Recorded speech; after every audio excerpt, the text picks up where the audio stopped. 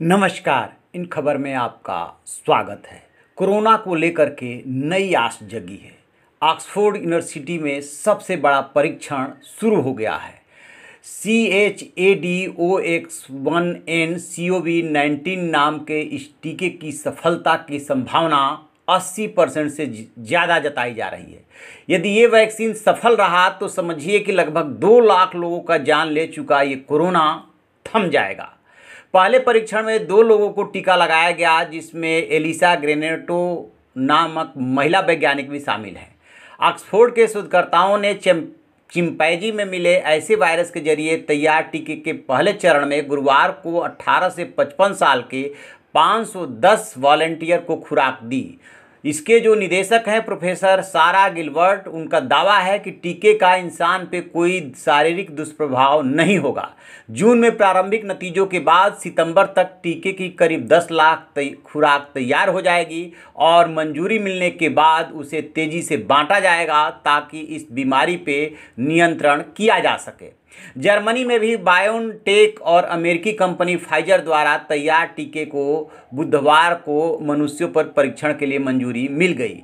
German company परीक्षण के पहले चरण में 18 से 55 साल के 200 वॉलंटियर को खुराक देगी।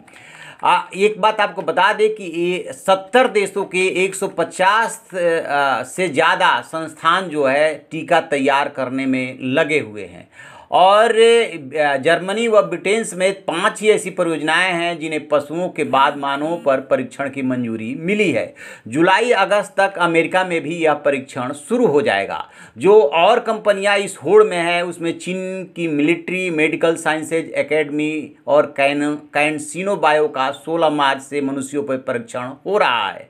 अमेरिकी कंपनी मॉडर्ना ने US national institute of health के साथ 15 मार्च से परीक्षण शुरू किया है। अमेरिकी लैब इनवियो फार्मास्यूटिकल्स ने 6 अप्रैल को टीके का मानव परीक्षण प्रारंभ किया।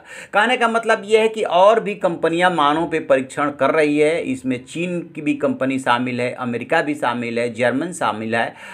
जहां तक यदि हम भारत की बात करें तो भारत में भी इस पर तेजी से काम चल रहा है। भारत में 16 कंपनियां टीका बनाने की होड़ में है। इनमें से 3 कैडिला, भारत बायोकॉन और सेरम इंस्टीट्यूट को वैक्सीन के विकास के लिए सरकारी अनुदान को मंजूरी भी मिल चुकी है। नेशनल इंस्टीट्यूट ऑफ इम्यूनोलॉजी के 2 प्रस्ताव पे पहले ही काम आगे बढ़ चुका है। मानव पर टीके के नमूनों की परीक्षण मई में शुरू हो सकती है।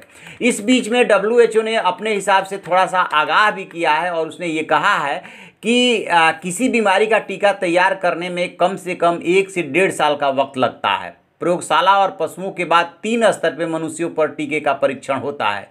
इसके बाद उस देश की दवा नियामक एजेंसी की भी मंजूरी ली जाती है। विशेषज्ञों का मानना है कि दुष्प्रभावों पर ध्यान दिए बिना जल्दीबाजी में तैयार दवा या टीका ज़्यादा घातक हो सकती है, जैसे कि इबोला के टीका के मामले में हुआ था। अफ्रीकी देश घाना में बिना मंजूरी के लाखों लोगों को टीके की खुराक दी गई और उन लोगों में तमाम तरह के साइड इफेक्ट देखे गए। लिहाजा इसमें जल्दीबाजी बरतना ठीक नहीं होगा।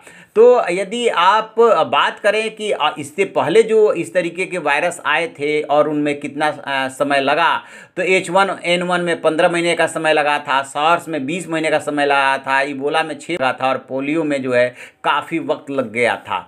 तो इस तरीके से जब भी ऐसा वायरस या ऐसी कोई बीमारी आती है उस पर रिसर्च होता है, वैक्सीन खोजा जाता है, उसमें वक्त लगता है और कई चरण के परीक्षणों से गुजरना पड़ता है। लेकिन जिस तरीके से इस कोरोना ने या यूं कहें कोविड-19 ने पूरी दुनिया में तबाही मचाई है, सबकी नज़र इस बात पर लगी है कि कब इसका वैक्सीन आएगा ताकि जो है इस पर नियंत्रण पाया जा सके। पूरी दुनिया घरों में सिमटी हुई है। पूरी दुनिया नहीं तो अधिकांश देश जो है लॉकडाउन या रिस्ट्रिक्शंस के साथ जी रहे हैं। देखते हैं जैसे ही इसमें कोई और डेवलपमेंट मिलेगा हम आपको बताएंगे। आप देखते रहिए हमारा डिजिटल चैनल इन खबर। Thank you. इन खबर चैनल को सब्सक्राइब करें और बेल आइकन दबाना ना भूलें।